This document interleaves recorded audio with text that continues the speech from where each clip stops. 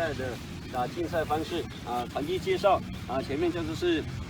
准备线，也是出发线后面这个前后两端呢就是接力区接力区预备线前面呢会放这个呼啦圈上面放这个龙球比赛开始的时候呢，选手呢就将滚球龙球贴到前面一个折返物就是三角锥再折返回来之后呢，把龙球放在这个呼啦圈里面，然后到这个进到这个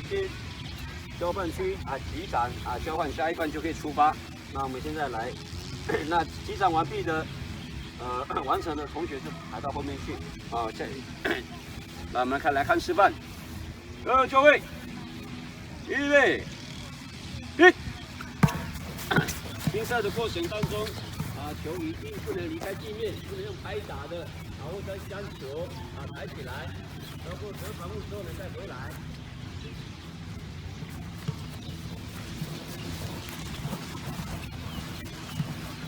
好，要将球放在呼啦圈里面，然后到接力区里面击掌